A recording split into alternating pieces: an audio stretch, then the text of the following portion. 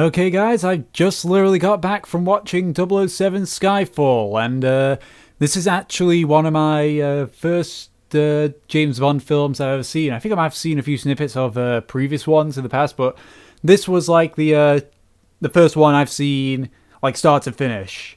The reason is because, well, it was my dad's birthday, and he was just like, "Hey, let's go watch a film. Okay, which one? How about Skyfall? Okay, yeah, sure." People say that it's meant to be like the best one, and it was a good movie, yeah. I'm probably gonna have to give away some spoilers, so if you guys don't want to, you don't want to see, hear anything that happens in the story, then you might want to look away now. But here's one thing that I found funny because I haven't been in the cinema since what was it? The Polar Express, that film. I haven't been into a cinema until, The Polar Express came out. And that was, good God, that must have been like a good 6 years ago, I think. I don't know, give or take. But I'm surprised of how the adverts have kind of changed. Like, I actually saw an advertisement for like Halo 4 and Need for Speed and such. And when I last went there, they were never advertisements like that. Never whatsoever. And now you got these. So it was interesting. One thing I find funny is that they were advertising Twilight Breaking Dawn Part 2, and just when I saw it, I was just like, this is gonna suck. Although I will give it credit here. I'm not crediting Twilight. I'm crediting the trailer. It did show a pretty kick-ass looking action scene, which honestly, if I had to see one thing in it, yeah. So, okay, now, just give me a second because I am having to catch up with some stuff as well. Just get that cinema. Okay, so, Skyfall. Very first James Bond film I've seen, and it was definitely a good one. So one thing that I really especially liked is that it was it threw this homage back to it threw this homage back to the original 007. There's a scene where they go from this Aldi to like the old OG James Bond car, complete with the machine gun headlights or whatever and such, and that was just great. And then at one point, at one point when he's getting a gun, he's expecting all these fancy little gadgets, like the older James Bonds, and he just gets a small handgun that will only fire to him because it's got a palm reader and a radio distress beacon, and of course the Q in this one is like he's like my age or younger, and Q just says to him, "Well, things have changed nowadays. What were you expecting, an exploding pen and such?" And one thing that kind of got me confused. I mean, I know like how all James Bond films usually start like either at the end of another like mission that he was doing, or right, where the shit hits a fan in a current one. But I found the villain in this to be, well, he definitely seemed like a villain, but at the same time, he doesn't really get as much development as I would like. Like, we know that he is after M because of the fact that she, quote-unquote, abandoned him while he was being interrogated. But, the ways and the stuff that he does prior to this, like, he gets like, his own military army and such, like, I don't know how he was able to go from someone being interrogated to owning an island, owning their own private army and such. Like the whole bit where he like is able to hack into MI6 and all that stuff. Yeah, sure, I can understand that, but it's like, that kind of stuff. I mean, there was actually a scene like right in the middle of the film, the main villain gets captured, and he's being held, and he's of course explaining why he's after M and such, and then he just like shows what the cyanide pill that didn't kill him did. he takes off these false teeth and shows it. Like, I suppose it's meant to be symbolic. It's meant to show M what she has essentially done to him. But the scene is brushed over in like 10, 20 seconds, and it's never shown again. It was a completely pointless scene. Like, as I said, maybe I'm just looking at a way that the director didn't want us to look, but here's the thing. There's always a solution to things. There's always a way to look at things, and people prefer it their own way. There's hundreds and thousands of ways to add up to 100. Some people just prefer to do it a different way than others. And that's the thing. I usually look at a film and I try and see what works, what isn't working. I like to think of everything that is made as a life lesson. And one thing that I've already learned is that if you're going to have a small scene, it should have some significance. And I know you're going to say that's a contradiction because the whole, well, James Bond just randomly decides to have sex with a random person and all that stuff. But yeah, but the thing is, you learn, you accept that because that's the typical James Bond formula. As I said, I may not have seen a James Bond film, but I know the formula. I've seen snippets. I know how it works roughly. So it's like, if you're going to throw a scene like that where, it's showing like what happened, what he's been through and such, you gotta give it some significance, and you can't just say like, oh yeah, this has done that to this, okay, we'll move on right now. Like, as I said, maybe it was to try and complete his backstory, but when I saw that, I was just like, well, okay, that's basically what he's done to it, so, yeah. But, yeah, that was my gripe with the villain. I actually didn't have that many gripes for this movie, but I'm just going to really dig into the ones I had. The CG. Like, one thing I liked about this film is that it tried its best not to use CG. There were times when it had no choice to use CG, but the times when it didn't was great. I mean, there's a scene right at the beginning where James Bond and one of the villain's lackeys are like driving on top of the Grand Bazaar in Turkey. Turkey would never allow that.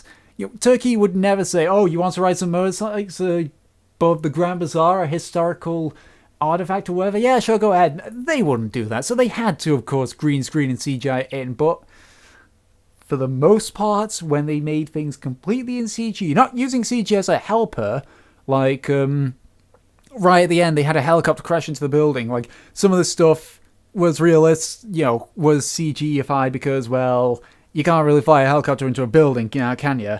But, like, that kind of stuff where it assisted in just making it look real, that was fine. But when they just use CG all out, like, there's a scene where he goes to a sort of casino on a lake, and there's a bunch of Komodo dragons, I think they're Komodo dragons, in a pit below the casino, and they just look so fake. I mean, I don't know why they couldn't get some actual real-life Komodo dragons. I mean, sure, there's a fight scene later on where they fall into the Komodo dragon pit. Then I would be fine with CGI, or at least assist. I mean, like, what was it called? Raiders of the Lost Ark. They use actual cobras and such. The only difference, you can see it if you look carefully. If you look, Indiana Jones, he's not actually face to face with a cobra. There's a big chunk of glass right in front of him. Why couldn't they have just done that and just say the CG bit for where the Komodo dragon grabs one of the lackeys and drags him in? That would have been, and the whole bit where he like jumps off a Komodo dragon to get back up. That was a bit stupid, I thought, but I'm the kind of person. I mean, I feel really old-fashioned saying this, even though I'm nearly 21. Nearly 21. But it's like, if you can do something without CG, fucking do it without CG because it looks better. It kills the special disbelief. As for everything else, I don't know. Usually for me, it has a beginning, a climax, and an end, and the rest is just padding. There was actually a lot of places that made me think, okay, this is the climax. Like, the action. My God, I love these action scenes because I hate action scenes that just drag on and on and on. Like yeah, like for me, like I'm trying to think of I can't say the Battle of Helm's Deep. Okay, yeah, okay. Usually with the Two Towers, when it came to Helm's Deep, I usually had them like in sections. Like there was just one area where there was a climax, and another area there was a climax, and such. The entire fight, as I said, in Helm's Deep lasted a good chunk of the film. You know, if that was just for one action scene, those are the kind of things I hate. Like, I think The Dark Knight, or, no, X-Men Origins Wolverine, they did that several times. The previous X-Men, they dragged on some of the fights. Whereas it's just like, it's really quick and snappy. I think like the longest one, excluding the climax, was like 2 or 3 minutes long, and that was just a really, I personally think, epic shootout in a sort of courtroom or something like that. Don't know, you'll have to see the movie to see that. Excuse me. Let's see. Outside of that, there is 2 things really that really, really got to me. One more than the other, so I'll go for the one that's the lesser one, is the climax. You had this great big build-up. This really, really big build-up that at the Skyfall Manor or whatever, where James grew up. You know, they're setting traps, they're loading up, they're barricading themselves in, they're ready for this final showdown. But the thing is, you know, like, all these guys as goons appear, and they start having a merry old shootout. In James Bond films, there is quite often a common thing that happens in the climax, and that's where James Bond takes on the big bad. That doesn't happen in this film. Like, when he first gets captured, that doesn't happen. All he does is just kill a couple of guards and then points a gun at him and he's like, "Oh, I surrender!" That's one thing I should point out about the, whatchamacallit. I don't know why they gave the main villain an accent like that. Because, I mean, he's meant to be a former agent, so I don't know why they just gave him a posh prick's accent and such. I don't know, but, yeah, like, but, like, in the second climax, the main villain just walks around throwing a couple of firebombs into the building, you know, during this second and final wave that he does. And then he gets killed because he's about to kill M, and he gets a knife thrown in his back. That's it. No showdown between... I mean, this is what I was expecting to be.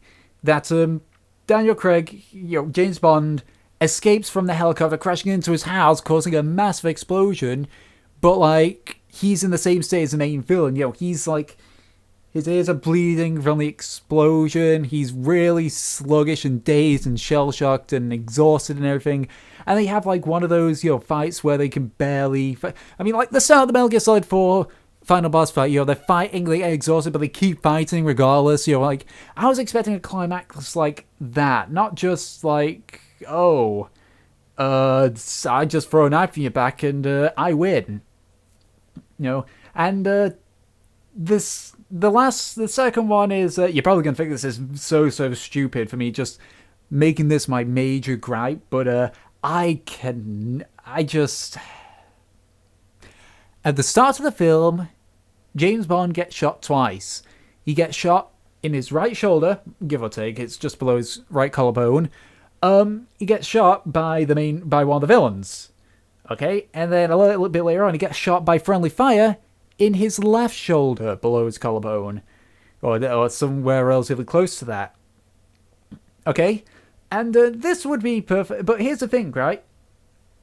A little bit later on, he comes back and you see the scars where he got shot, and the scar where he apparently got shot was the one that was in his left shoulder. But the thing is, that was the one where the friendly fire thing happened, and you may be thinking, oh, well, no, because he might just be showing it just to remember the fact that he got betrayed and all that. Well, no, because a little bit later on, he actually reopens the wound to extract the bullets, the fragments of the bullet that embedded itself in him after he got shot in order to track a villain down. that's the one that he got shot by friendly fire. It should be the one on your right shoulder. You might be thinking, well, you might be wrong, but I'm not, because you see very clearly that he's been shot in his right shoulder, and the scar is very clearly in his left shoulder. At least, I think, unless he got shot. No, even if he got shot in friendly fire in the same spot, it's the scar is still on the wrong shoulder. It's still on the wrong side of the chest. It should be on his right side of the chest, not his left side. And there's actually a small scene. It's like really, really like quick, but it's like he walks through and you can see the scar, and it's actually on the right side this time, and it's like, ugh. Unless Daniel Craig, when it showed those scenes of the scar, it kept showing him in a mirror. Okay, unless every single scene that showed the scar showed it with him in a mirror, the scar is in the wrong place. Okay, I know that is nitpicking. I fully admit that is outright nitpicking on something, but if there's something big, then you have to keep continuity with it. If there's something small like, oh, that tree has, if in the background has like one less coconut, or something that's like there for a split second, like at the Deathly Hallows. Like, everyone who's seen Great Movie Mistakes knows that they actually, like, Ron and Harry swap places during a few cuts of scene, or another one where some papers fall and like they appear again neatly stacked. Those kind of continuity things, yeah, they're a bit of a buzzkill, but they're really minor. They're not like the main thing. This scar is meant to have a lot of significance in the movie, yet they can't seem to get the scar in the right spot.